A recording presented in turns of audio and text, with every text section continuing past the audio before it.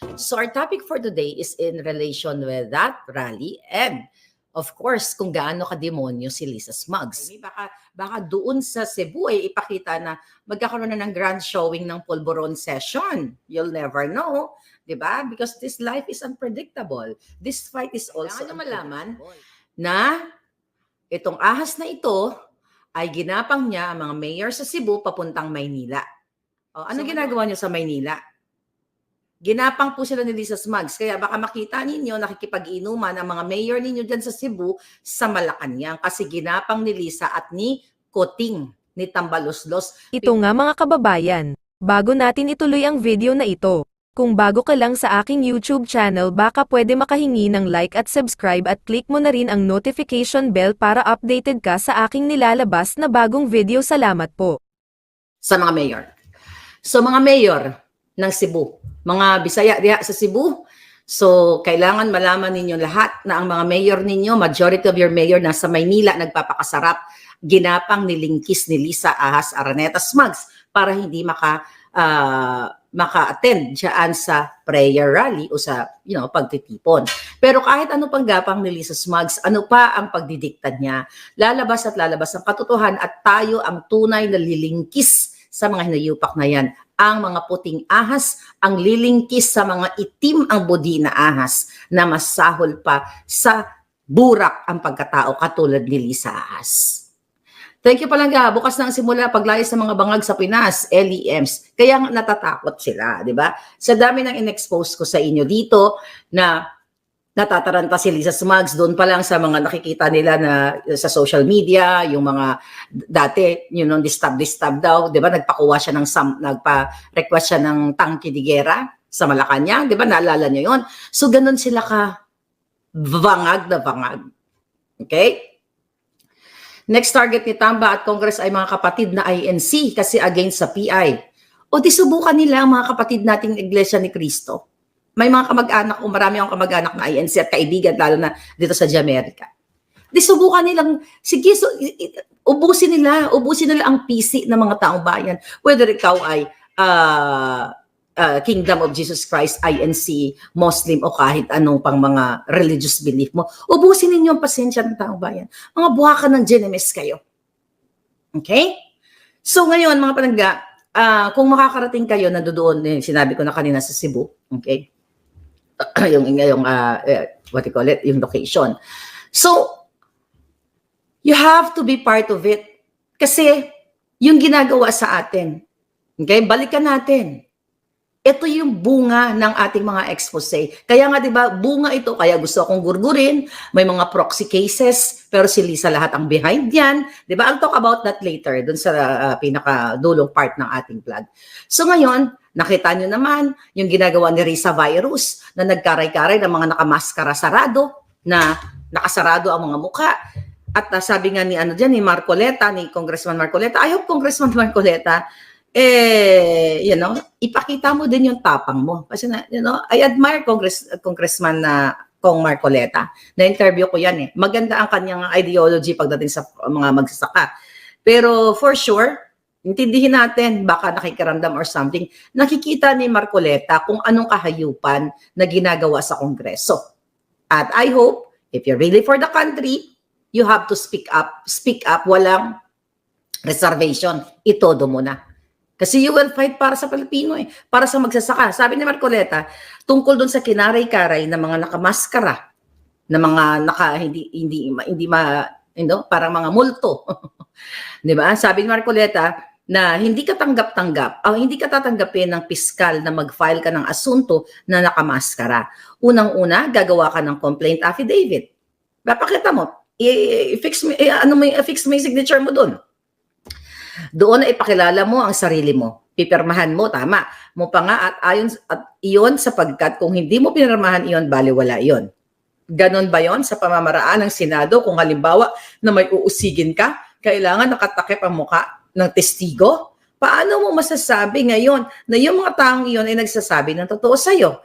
Pangalan nga lang nila, mga identity nila, ayaw nilang sabihin. Paano susumpa iyon sa katapatan ng mga sasabihin niya laban sa isang tao? Yun ang tingnan natin. Correct. 'Di ba?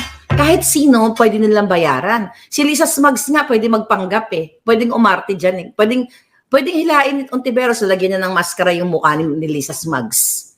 'Di ba? Magsalita doon kunyari. 'Di ba? Magsalita siya ng kung ano-anong kasi kahit sino pwedeng karay-karayin kapag ginamit ni virus, ng gobyerno, ng Senado, ng ahas, ang kanilang power para bayaran ang mga testigo para magsalita laban kay Pastor Kibuloy. Kung ako nga, shout out sa mga Cebu, 'di ba? Ginagawa ng paraan ng mga trolls o yung mga bayaran ni Lisa Smugs na mag-invento ng kwento against me. 'Di ba? Mamaya pag-uusapan natin sila kasi po hindi pa na-orient yung mga trolls, yung mga bayaran ni Lisa Smugs. Kaya ang sabi ko sa inyo, kung kaya nilang gawin, may pattern na kasi eh.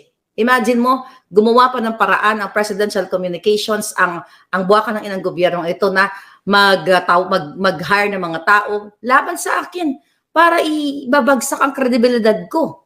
Imagine mo, may nag-send sa akin eh, na ako daw, ulit-ulitin ko, na may kinausap silang tao na ako daw ay nagpokpok sa Cebu at yung customer ko daw na pinokpokan ko ay may utang ako, di ba? Sabi ko, kung nagpokpok ako sa Cebu, dapat yung kliyente may utang sa akin, di ba? Kasi kung ikaw nagpokpok, di ba, kung bayaran ka, di yung lalaki ang may utang sa'yo, bakit ako may utang sa kanya? Ikaw na nga ang bumukangkang, katulad ni Lisa Smugs, di ba, nakapagbanga, bumubukangkang. At si Emerald Bukangkang, bumubukangkang. Di ba, ikaw pa may utang? Ano yun? Ibinigay mo na yung kipay mo, may utang ka pa? Nasaan yung logic?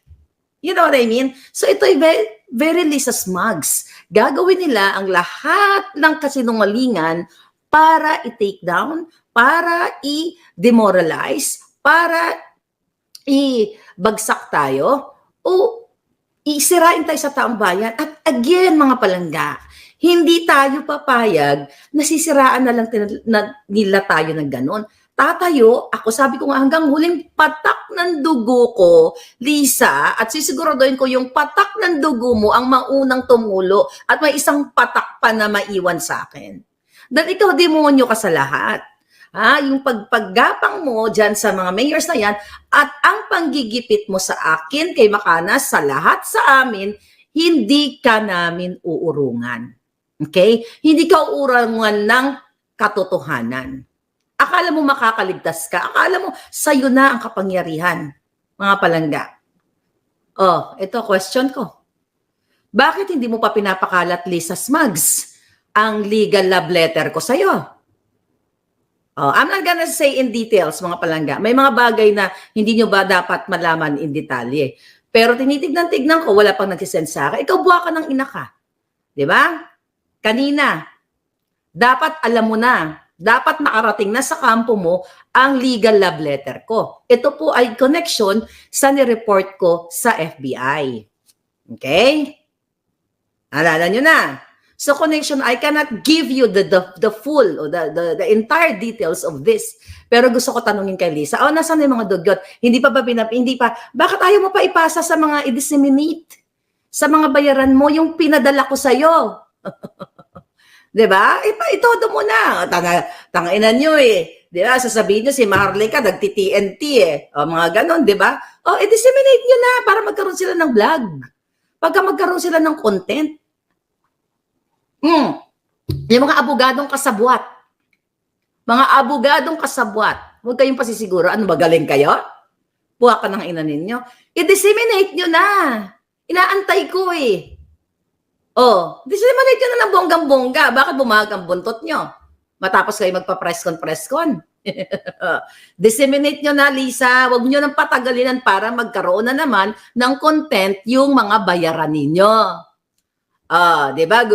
Yung yabang nyo lang, Yung yabang nyo lang. Kung pwede ko lang ipagyabang ang mga bagay-bagay na hawak ko ngayon. Kaso hindi tayo pwede magyabang ngayon, mga palangga.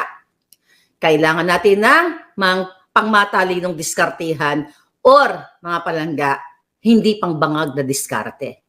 Ano, Lisa? Todo mo na. I-disseminate mo sa mga dugyot mo, sa mga mainstream media mo. Bakit tayo mo isend? Pinadalan ko siya ng love letter, palangga. Legal love letter. Alam mo na to, dahil ikaw ang promotor ng lahat ng ito, di ba? Kaya mo magbayad ng multimillion. Kaya mo magbayad ng bond kahit trillion. You know what I mean? Sa mga lawyers, you know what I mean? Alam mo, aatrasan kita. Putang ina ka. Ang tingin mo sa akin, ganito kasi wala akong pera. Ninakaw sa kaba ng bayan. Buha ka ng ginimis mo. Pobreng Pinoy, thank you. May friend ako na nag-message sa akin kung ano-ano mga sinsend na link na mga, nakikita. Sabi ko sa kanya, you have to trust me, darling. In this fight, you have to trust me. I cannot tell you what's going on, the exact details and everything, but I will fight against this Lisa Smugs evil. Ito ang punot dulo ng lahat. Itong buwakan ng ito, kahit hawak niya ang national budget, mga palangga. Total, kung si Pastor Kibuloy ay anointed son, ako ay anointed daughter. Di ba? Oh. Yan. For sure may nanonood dito kasi mahina ang mga utak. Okay, yung mga ano ni Lisa Smugs, yung mga troll niya, mga vloggers sa mga trolls. Kung nagustuhan mo ang ganitong video, huwag kalimutan ang magkomento kung ano ang saloobin mo. Salamat po.